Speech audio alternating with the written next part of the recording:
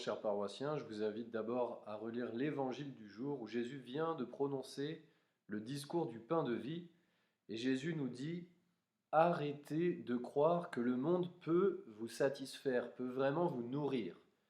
Sans nourriture spirituelle, qui n'est pas de ce monde, on meurt. Et qui plus est, le seul à pouvoir nourrir spirituellement, c'est moi, nous dit Jésus.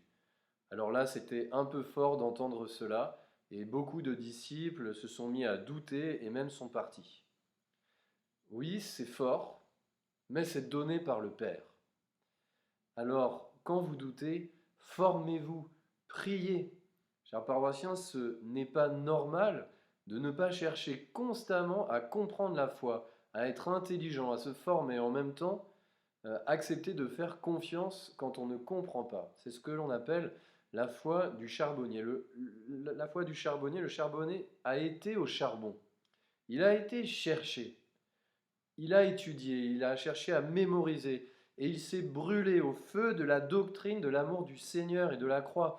Oui, il est tout taché, il est tout sali par la réalité qui est crue de notre Seigneur, nu sur la croix, du grand amour de Jésus qui passe par un sacrifice sanglant.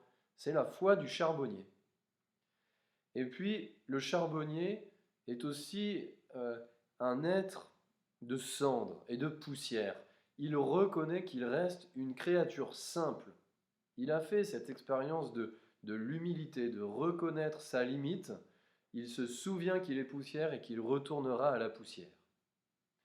C'est ça la foi du charbonnier, mais c'est aussi savoir qu'il peut être la flamme, qu'il peut recevoir de Dieu cette communication de vie surnaturelle, cette présence de l'Esprit Saint, la présence incréée de Dieu en lui, et qui peut lui permettre de rayonner de manière surnaturelle, d'éclairer, de chauffer, de consoler.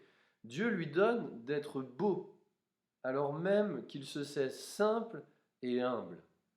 C'est vraiment cela la foi du charbonnier. Ce n'est pas une excuse pour ne pas chercher, étudier, lire la parole de Dieu. Alors, vous aussi, chers paroissiens, il faut chercher à se former.